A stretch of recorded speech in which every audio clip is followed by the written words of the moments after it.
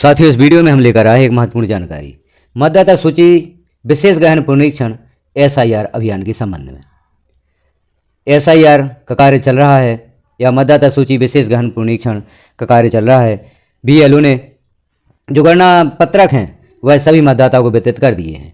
अब यह गणना पत्रक भरकर बीएलओ को वापस जमा करना है। तो पहले हम देखते हैं गणना पत्रक की प्रविष्टियां भरने के लिए ध्यान देने योग्य बिंदु। कौन से बिंदु ध्यान देने योग्य हैं? तो गणना पत्रक में प्रथमतः पिता, माता, पति या पत्नी संबंधित जानकारी अंकित करें। पिछले एसआईआर की मतदाता सूची में मतदाता स्वयं का या रिश्तेदार कौन कौन से पिता, माता, दादा या दादी का विवरण बताए गए स्थान पर अंकित करें। सर्च के लिए निम्न व्यवस्थाएं पिछले एसआईआर की मतदाता सूची में स्वयं अथवा पिता, माता, दादा या दादी का विवरण प्राप्त करने हेतु बीएलओ से प्राप्त गणना पत्रक पर दिए गए नाम एवं फोन नंबर पर अथवा जिला प्रशासन द्वारा स्थापित अपने नज़दीकी हेल्प डेस्क पर संपर्क कर सकते हैं। अन्य राज्यों की पूर्व एसआईआर से संबंधित मतदाता सूची इस वेबसाइट पर सर्च कर सकते हैं voters.eci.gov.in पर।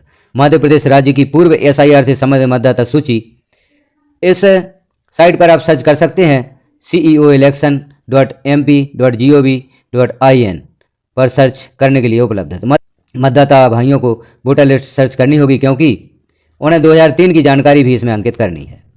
ध्यान रहे 4 दिसंबर 2025 तक गणना पत्रक जमा करने की अंतिम तिथि है। 4 दिसंबर 2025 के पूर्व आप गणना पत्रक को भरकर अपने बीएलओ को जमा करें। गणना पत्रक भरने हेतु भी बीएलओ अधिकारी द्वारा ओटीपी की मांग नहीं की जाती है।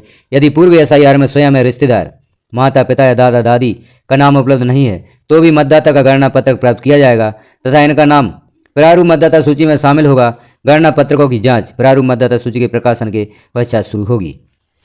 तो यदि मतदाता के किसी रिश्तेदार का नाम 2003 की सूची में उपलब्ध नहीं है, उनका भी नाम 2000 सूची में उपलब्ध नहीं है, तब भी मतदाता का गणना पत्रक जमा किया जाएगा बीएलओ के पास।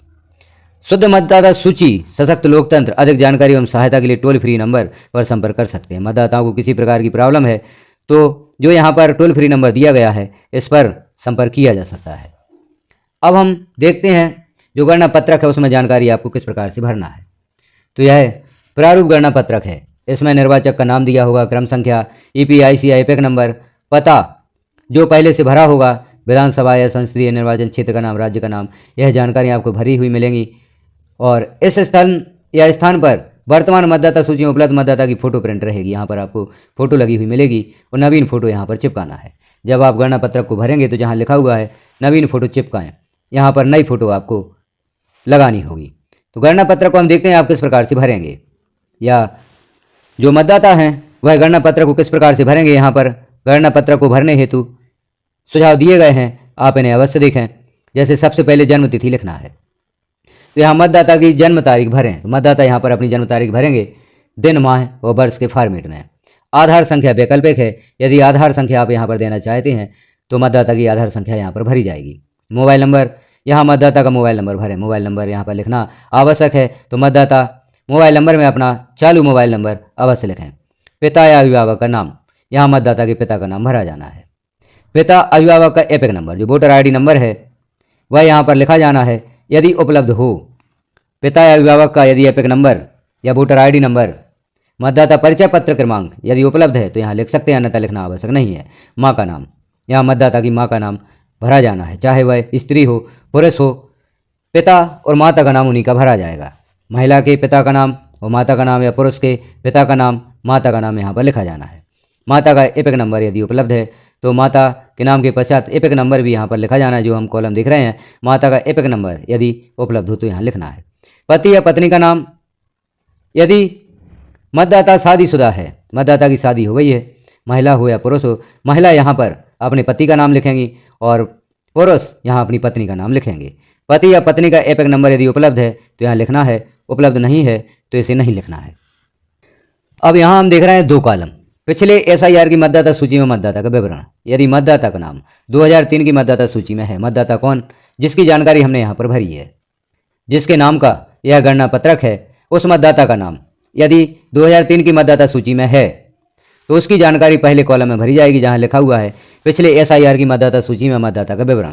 तो पहले निर्वाचक का नाम 2003 की मतदाता सूची के अनुसार, एपिक नंबर यदि उपलब्ध हो, रिश्तेदार का नाम मतदाता सूची के अनुसार और निर्वाचक और रिश्तेदार में क्या संबंध है। अब संबंध यहाँ पिता होगा, क्योंकि निर्वाचक का नाम आप लिखेंगे और रिश्तेदार का नाम में उनके पिता का नाम लिखेंगे, या निर्वाचक का नाम में किसी महिला का नाम होगा और रिश्तेदार का नाम में उनके पिता का नाम हो सकता है या पति का नाम हो सकता है। तो यदि पिता हैं तो रिश्ता में पिता लिखें, और यदि पति हैं तो यहाँ पर रिश्ता में पति लिखें।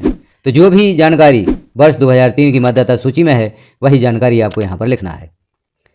जिस जिले की मतदाता सूची है 2003 में आपका नाम जिस जिले की मतदाता सूची में था उस जिले का नाम लिखें। किस राज्य की मतदाता सूची में आपका नाम था उस राज्य का नाम यहाँ लिखें। विधानसभा निर्वाचन क्षेत्र का नाम भी आपको उसी मतदाता सूची का लिखना है जो 2003 की मतदाता सूची में था। अब नीचे हम देखें तो विधानसभा निर्वाचन क्षेत्र की संख्या, भाग संख्या और क्रम संख्या। 2003 की मतदाता सूची आपके किस विधानसभा निर्वाचन क्षेत्र की है उस निर्वाचन क्षेत्र का क्रमांक यहाँ पर लिखा जाएगा।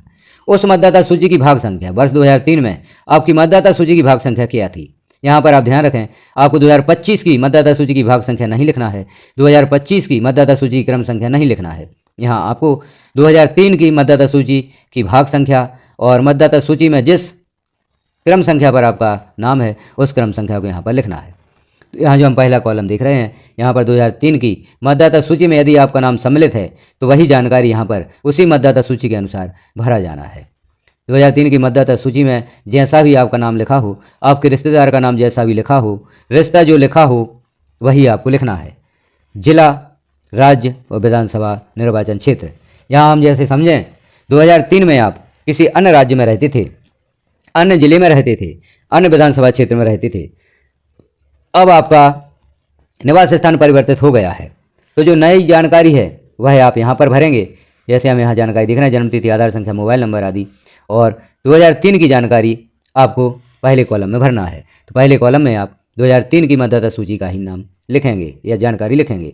अब यदि आपका नाम 2003 की मतदाता सूची में सम्मिलित नहीं है तो आपको दूसरा कॉलम भरना होगा। पिछले कॉलम में दिए गए रिश्तेदार का विवरण पिछले SIR के अनुसार। अब यहाँ आपको उस रिश्तेदार का नाम लिखना है जिनका नाम 2003 की मतदाता सूची में था।